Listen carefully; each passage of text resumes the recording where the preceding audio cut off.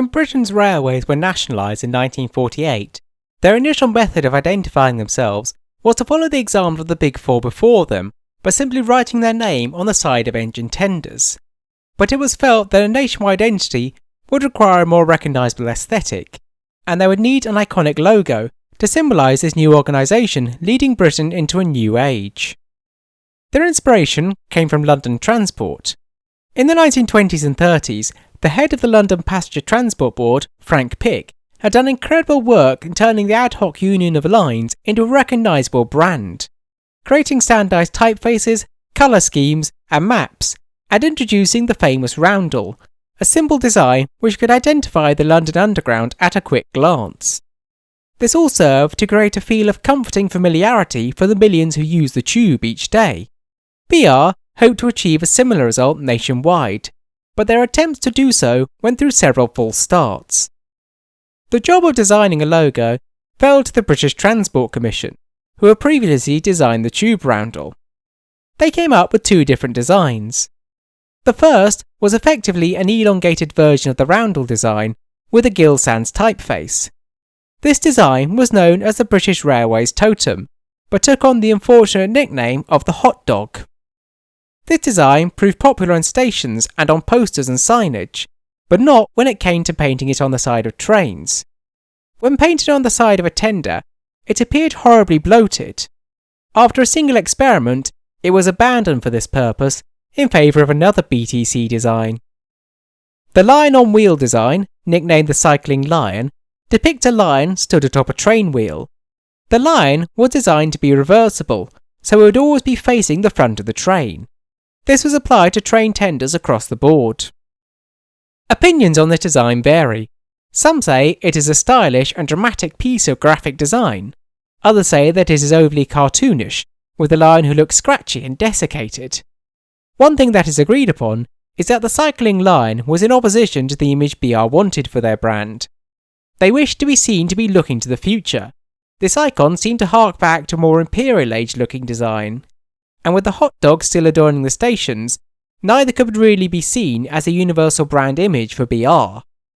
The modernisation plan of 1955 was an ultimately futile attempt to update Britain's railways for a rapidly changing world. It seemed like the perfect opportunity to update their emblem. The design team came up with an oil painting style design known as the Lion and Wheel, but nicknamed the Feret And Dartboard. It depicts a red lion clutching a train wheel. It is sitting in a crown containing a rose, a thistle, a leek and an oak leaf to represent England, Scotland, Wales and Great Britain respectively. As a piece of design, the Feret And Dartboard looks gorgeous, but as an exercise in modernising BR's image, it took things in the opposite direction. It featured a serif font, which would typically be more at home in a history-based setting, and a lion emblem which looked to have been lifted from a medieval coat of arms.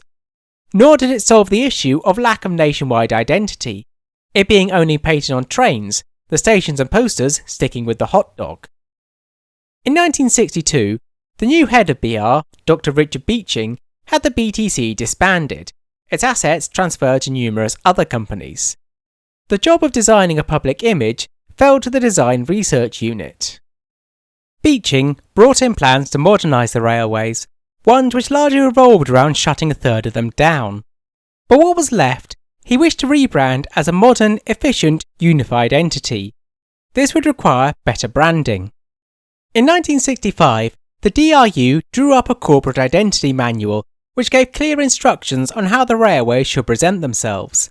They changed the company name to the more snappy-sounding British Rail, created standard colours for their engines and rolling stock, standardised the rail alphabet typeface in a more modern-looking sans serif font, and most importantly, created a new emblem, with simplicity and modernity in mind.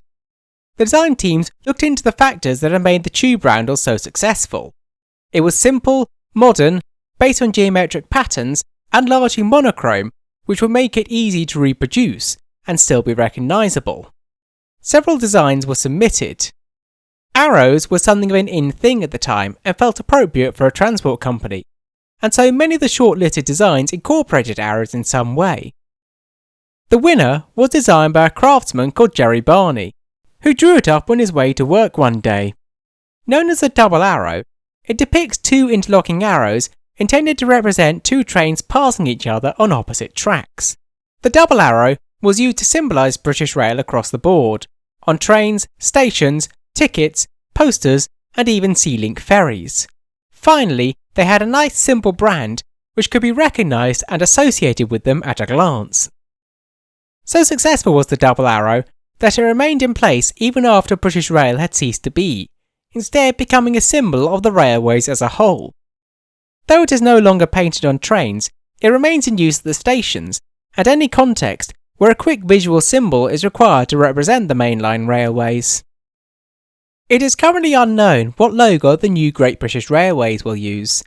The transition team are currently using a logo with their name written in an indigo block to the right, but this is a placeholder. The current word is that GBR's main logo will be some variant of the double arrow, with different versions used in England, Scotland, Wales and Northern Ireland. At the announcement of GBR in 2021, a sickly red, white and blue version of the double arrow was presented to the public. This proved universally unpopular and seems to have been quietly done away with. Whatever version is used, it seems the double arrow will remain in place for a good deal of time to come. Thank you all for watching. Don't forget to like, share and subscribe, and why not leave a comment to help the channel grow? It really does feed the YouTube algorithm and lets me know that you are enjoying my videos. If you would like to support this channel further, I now have a Ko-fi page on which you can leave a small donation or else commission a video or a drawing.